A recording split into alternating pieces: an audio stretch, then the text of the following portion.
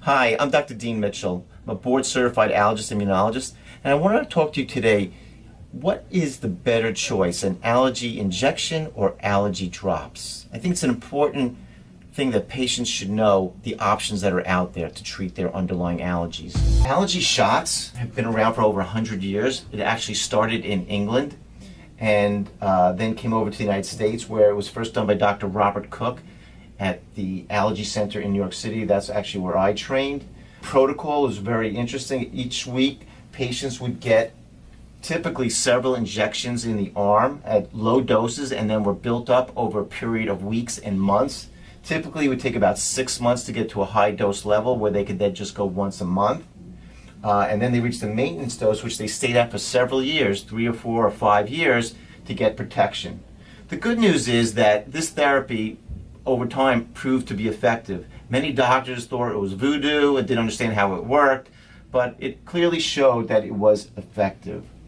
Interestingly though, the fact that the patients come once a week for a shot actually originates in England, where they were doing allergy shots.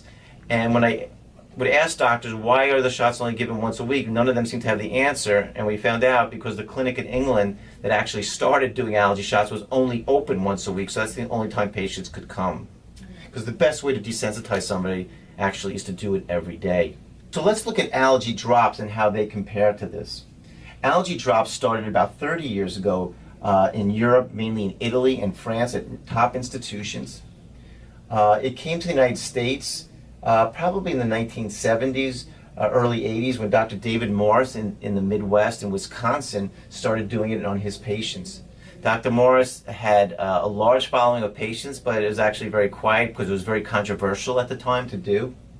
I was fortunate to read a scientific publication that Dr. Morris wrote about using the sublingual drops in 1998, and I went to train with him in Wisconsin, and when I came back to New York, I started doing only the sublingual drops because I thought they had so many advantages.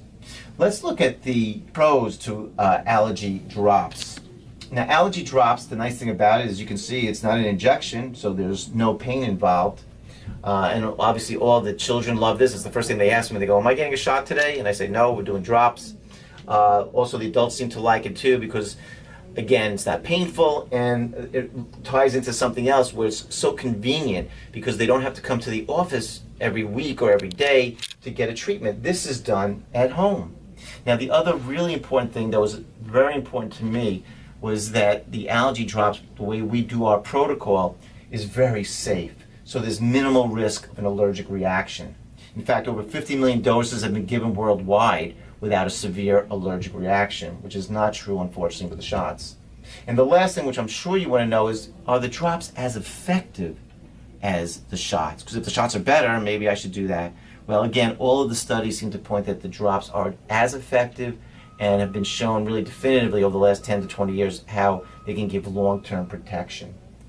What are the cons of these therapies? Well, unfortunately, most of all, the con to doing allergy immunotherapy is with the shots, because the allergy shots, unfortunately, when you're giving them to patients, they can cause large local reactions, which are very uncomfortable, and people have sore arms for a few days.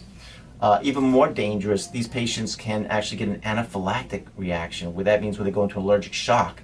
And that's why allergy patients getting shots need to wait 30 minutes in a doctor's office so they can observe them. That's when most of the bad reactions occur.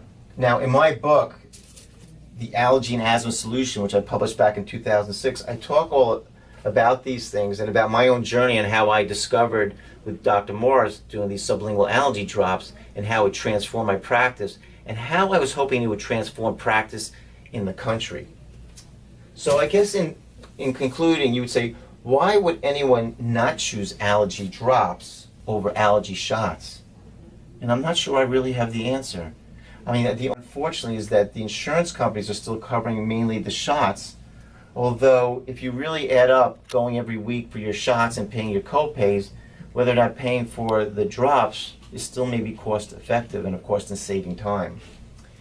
Currently, I'm working with a company called MRS, where I'm trying to teach doctors all over the country how to do our protocol in doing the drops, so that I'm hoping that children and adults around the country that suffer from allergies can overcome their allergies and have permanent protection.